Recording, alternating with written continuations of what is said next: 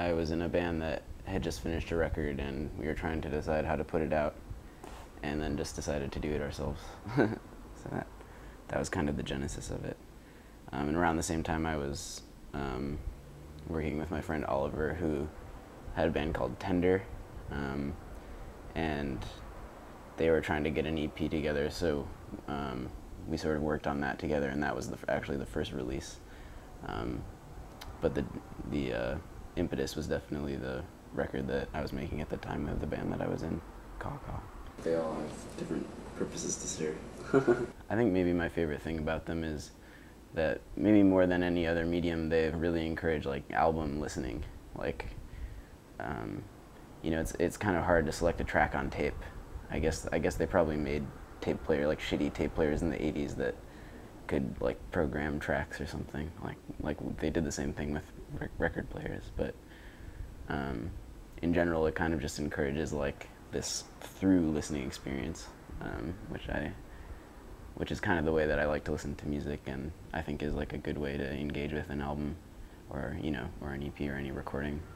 And it's nice, you know, they come in a little box. It's like a little world that you open it up, and the J card, it has all these windows in it, and then you open it up and the J card sort of unfolds, and there's all this artwork and, you know, this object, and it's mechanical. That's kind of cool. It's got moving parts.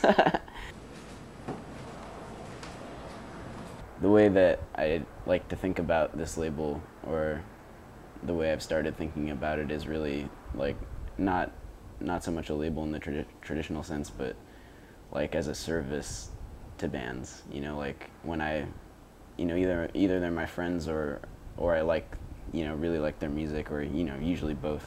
But the idea is to kind of have like this be a project that isn't compromised by like trying to cash in on, like, you know, either financially or culturally on the musicians that I'm trying to help.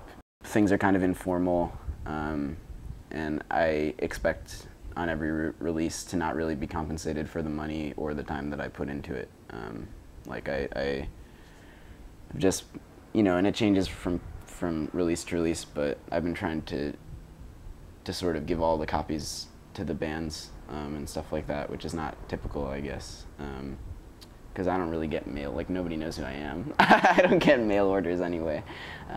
So it's more about just seeing these things come into being, you know. If there's a band that I really like and they don't have a release out, I want to hear that, you know. That's like a thing that I want to have.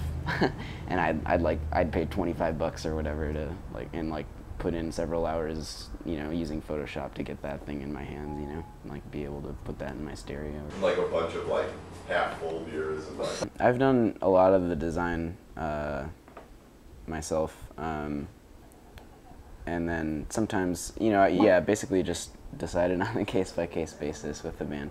The only release that I haven't really done the design for is the cassette version of the House Sounds album EP thing that I put out. They had some artwork that they wanted to use, and then I sort of helped with the layout, and my friend helped me screen print all the J cards for it. So I'm usually involved in some aspect of it, but yeah, it's sort of a case-by-case thing.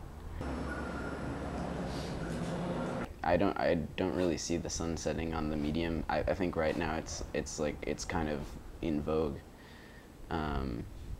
but it never really went out of fashion in a lot of circles.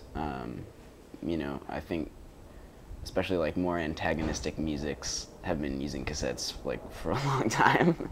You know, like even when they were very unpopular. And I imagine at least that will continue to happen. I mean, I think the medium has staying power. It's really good for certain things, and I imagine certain people will find use for it.